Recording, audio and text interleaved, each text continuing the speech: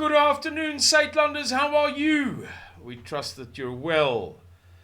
This is, as you will have seen from the title, a brief overview of CBDCs, the new BRICS currency, and related things. And I'm going to begin by, maybe in a strange place, by telling you about a Wall Street Journal article whose title says it all. Excuse me. Decentralized cryptocurrency markets threaten US national security, Treasury says. So, a week and a bit ago, there was this Wall Street Journal article. We're not even going to go into the weeds of it. The title is all we need to talk about. I passed the comment. You know that when the USA uses the words national security interests, people die. Everybody is about to die. I give it 36 months tops.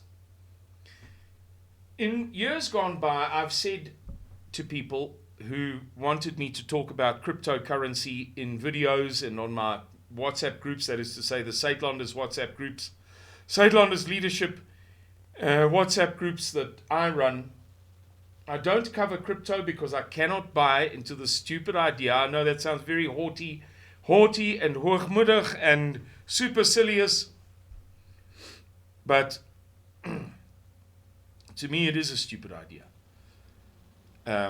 With all respect. I know some of you have made money out of it. Ernst van den Berg has made good bucks out of it. Lucas, Johan. I'm not disputing that good timing and cleverness by capable, competent, shrewd people couldn't make them money. But as an idea,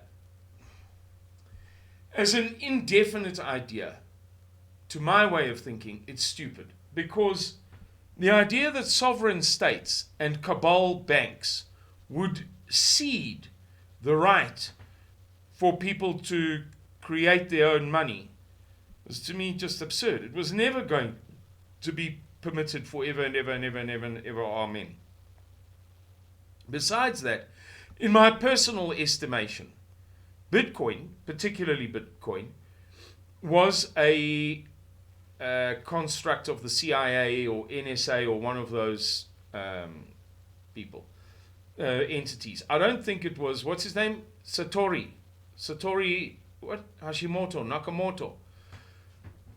For 1 minute. Firstly, the guy would have been discovered. It's not possible, particularly in a country like Japan, to remain anonymous forever. Not with the whole world looking for you, especially. I mean, you can't at all anyway. But most especially not with the whole world searching for you. Satoshi Nakamura. Anyway, well, Satoshi, as far as I'm concerned, had nothing whatsoever to do with the invention of Bitcoin. I believe that it was created by the sorts of people that I've already mentioned as a trial for central bank digital currencies. And I first said that we're in 2023. In 2018 or early 2019, long before I had ever heard of central bank digital currencies, I said this is a pilot scheme, it's a prototype for something that they want to bring in. I didn't know anything, I didn't have any insight. As much as it might sound like I'm claiming to have had insight, I didn't have any insight.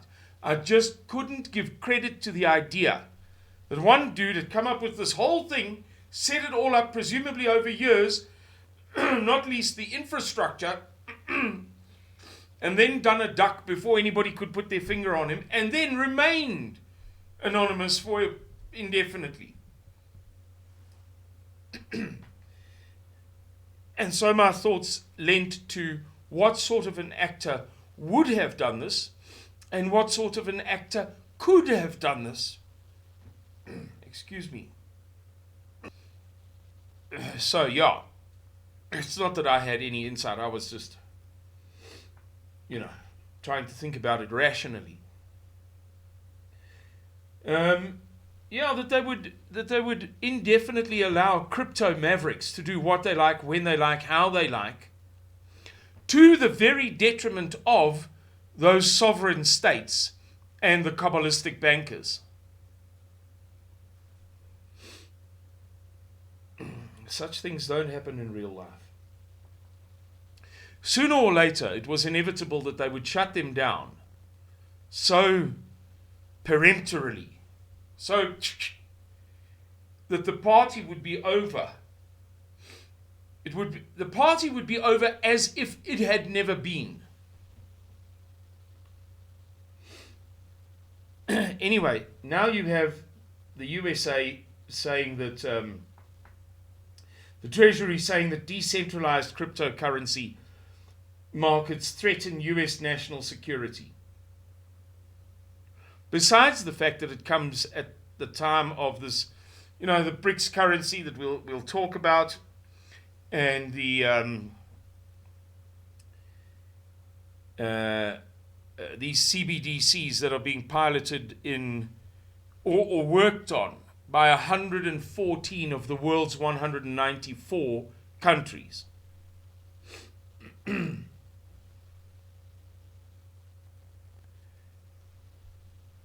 Besides that, besides the timing of it, the fact that the Treasury is talking about it is indicative. I'm not talking about it now. The timing is, I'm trying to get around that. Is talking about it. Means, talking about it in terms like US national security interests. Means that heads are going to start to roll. Ouch.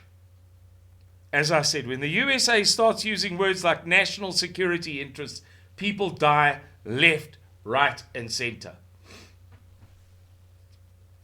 People get killed. People commit suicide by two shots.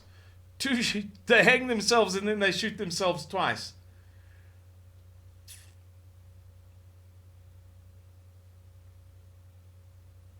About 9 months ago, Mr. Miller said to me that I should do a series of videos on central bank digital currencies. And I think that the reason that he said that was because I had posted a number of things on those WhatsApp groups.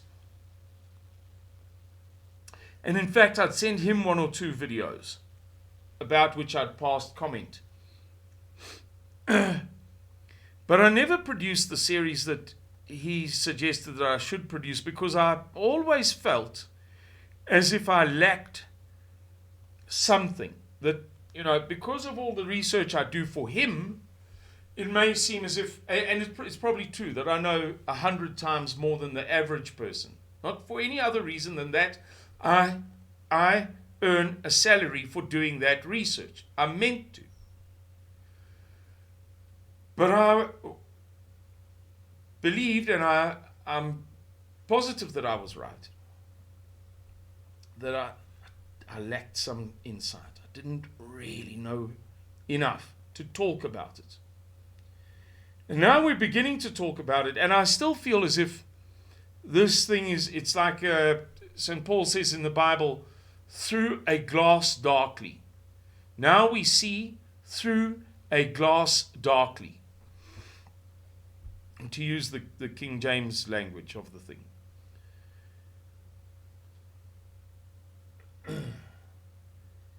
114 countries are presently working on central bank digital currencies.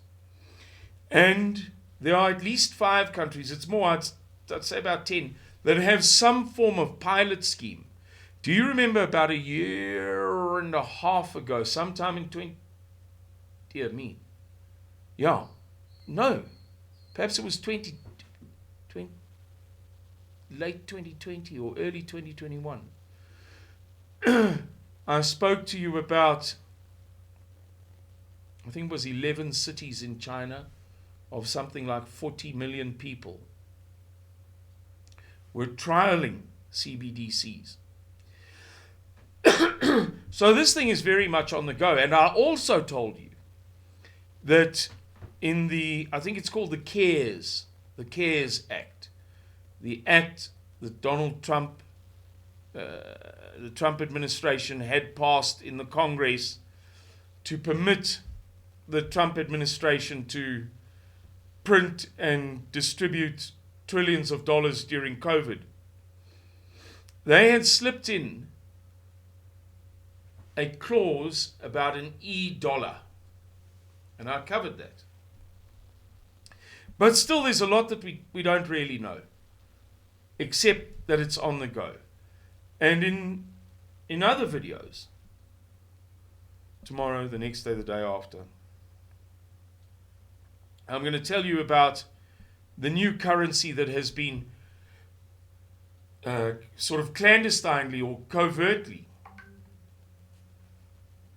launched by the International Monetary Fund, a digital currency.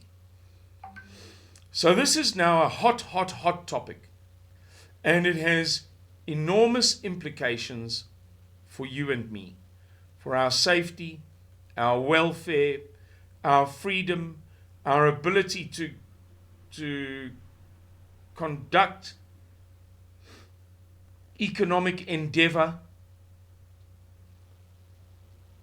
our possibilities for finance, what finance you can obtain, what finance you can disburse.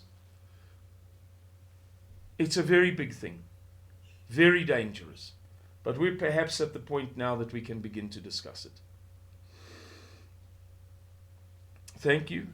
Let's keep this video briefer than most of my videos. And see you very, very, very soon. Okie dokes. Cheerio, everybody. Goodbye and God bless you.